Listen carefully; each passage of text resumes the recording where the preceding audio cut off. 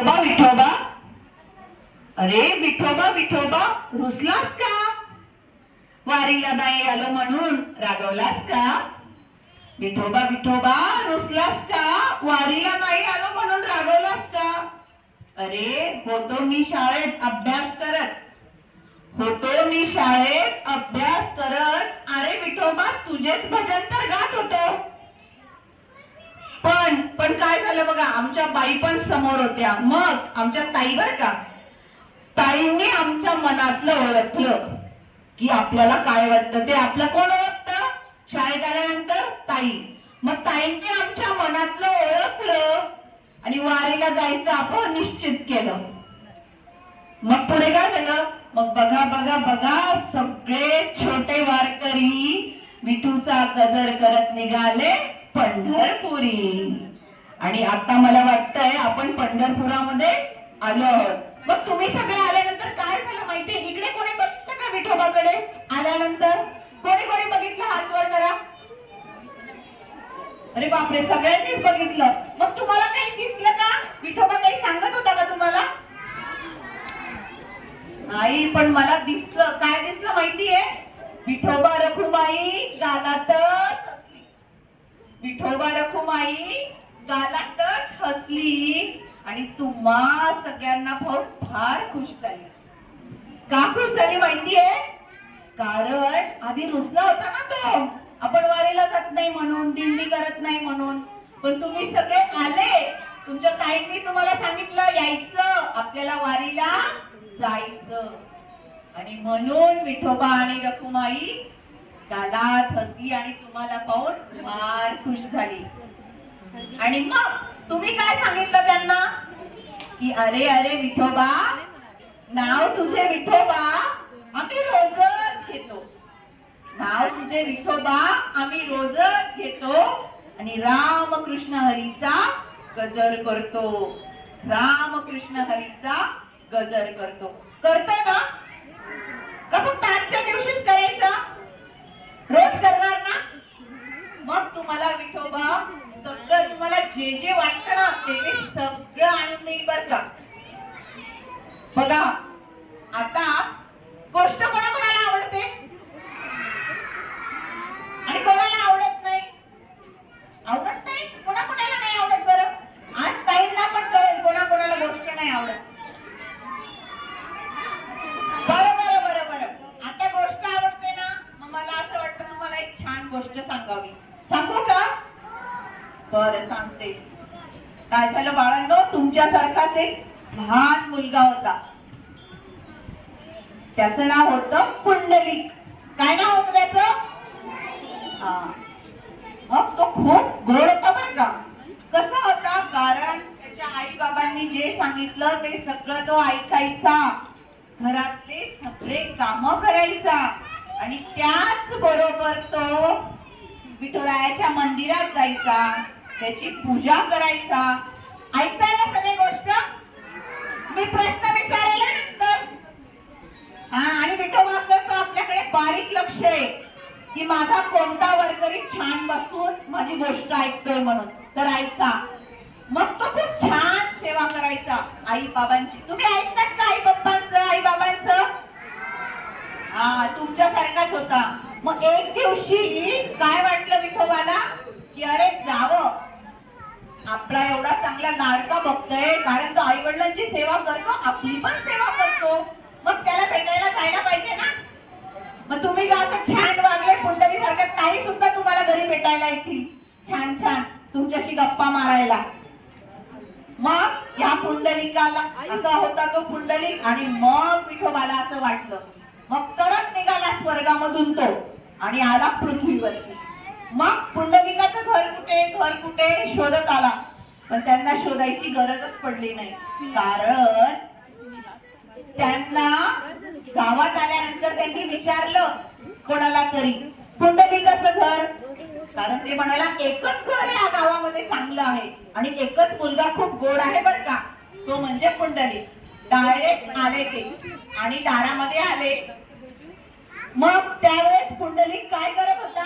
आई बाबांचे पाय चेपत होता, त्यांची तो सेवा करत होता. आणि बघा आपल्या त्यांना पाणी द्या, देतो की नाही? देतो ना. पण पुंडलिकाने काय केलं? कारण तो आईबाबांची सेवा करत होता ना. मग सांगितलं विठ्ठलाला, विठ्ठला थांब, माझ्या आईबाबांची मला पहिल्यांदा सेवा करू दे आणि मग मी तुझं स्वागत करतो. तोपर्यंत काय कर, बाहेर सगळं पाणी वगैरे पडलंय ना, तू ही वीट घे आणि ती वीट म्हणजे ते विठोबाचं पाठ. पाठ दिलं त्याला. वीट म्हणजे काय होतं ते? पाठ. आणि या पाठावर उभा राहा. विठोबा मस्त पैकी असा कमरेवर हात ठेवून उभा राहिला आणि वाट पाहू लागला. पुंडलिक आत्ताच येईल माझ्याशी बोलायला, तेव्हाच येईल. पण खूप वेळ झाला, पुंडलिक काही आला नाही. कारण तो आई बाबांची काय करत होता? सेवा करत होता. त्यांना काय लागतं, काय हवं, ते नको ते बघत होता. त्यांचे हातपाय दुखत होते, ते तो दाबत होता. आणि मग पुंडलिकाला राग नाही आला बरं का, पण तो पुन्हा जसा तुम्हाला पाहून गालात हसला होता ना, तसा पुन्हा तो गालात हसला छान आणि तो खूप खुश झाला. आणि मग त्याने सांगितलं की माझं जरी स्वागताला आला नाही, पण तरी सुद्धा तू कोणाची सेवा करतोय?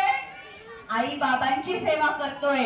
त्यामुळे मी खूप खुश आहे आणि मी कायम तुझ्या घरी आता राहत जाणार आहे. मग एक रूप त्याचं तिथेच राहायला लागलं. आणि जसं पुंडलिकाने विठोबाला सांगितलं होतं, तू या पाटावर उभा राहा, या विटेवर उभा राहा, कमरेवर हात ठेवून. कारण नंतर पुंडलिक त्याला भेटायला आलाच नाही आणि सांगितलंच नाही की तू बस म्हणून. म्हणून विठोबा खाली बसलाच नाही. बघा, आजपर्यंत तो खालीच बसला नाहीये. दिसतो आपल्याला विठोबा खाली बसलेला? कोणाला दिसतोय? नाही. तो असाच विटेवरती हात ठेवून उभा आहे. कारण असे पुंडलिकासारखे खूप सारे भक्त त्याला भेटायला येतील आणि म्हणून तो त्याची वाट बघत उभा आहे. बाळांनो बघा, आता देव आपल्याला मूर्तीमध्ये दिसतो, पण प्रत्यक्षात आपल्याला तो नक्की भेटू शकतो बरं का. पण कसा भेटतो तो? आपण आई बाबांनी सांगितलेलं सगळं ऐकलं, आपण त्यांची सेवा केली, त्यांच्याशी चांगलं वागलो, तर आपल्याला हा विठोबा नक्कीच भेटायला येणार आहे. कोणाकोणाला भेटायचंय विठोबाला? सगळ्यांना भेटायचंय ना. मग त्याच्यासाठी आधी आपल्याला काय करावं लागेल? चांगलं काम करावं लागेल. शाळेत आल्यानंतर ताईंनी सांगितलेलं मी सगळं ऐकणार. आई बाबांनी घरी मला काही सांगितलं ते सुद्धा मी ऐकणार. मग आपण असं दरवर्षी कुठे जात जाणार आहे? वारीला जायचंय. तुम्ही एक गाणं ऐकलंय का? पोहायला जायचं जायचं. नसेल ऐकलं ना? आता पोहायला नाही जायचं आपल्याला, तर वारीला जायचं. आता ते आपण ऐकूयात गाणं आणि ज्यांना येतं त्यांनी माझ्या बरोबर म्हणायचं माझ्या मागून. पालकांना पण विनंती आहे, त्यांनी सहभागी घेऊयात आपण. कवितेचं एक कडवं मी घेते इथे. वारीला जायचं जायचं, विठोबाचं नाव घ्यायचं. वारीला जायचं जायचं, विठोबाचं नाव घ्यायचं. वारीला जायचं जायचं, विठोबाचं नाव घ्यायचं. वारीला जायचं जायचं, विठोबाचं नाव घ्यायचं.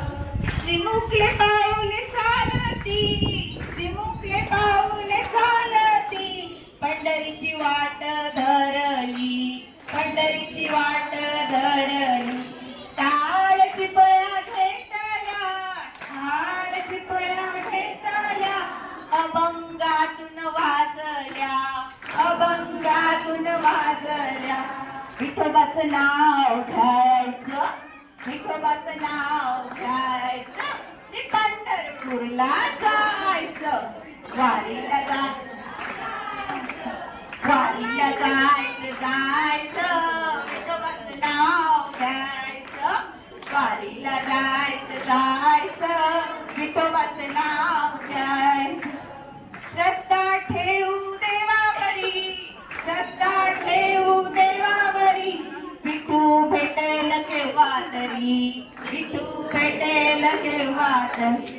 मदत करू साऱ्यांना, मदत करू साऱ्यांना, आदर देऊ मोठ्यांना, आदर देऊ मोठ्यांना.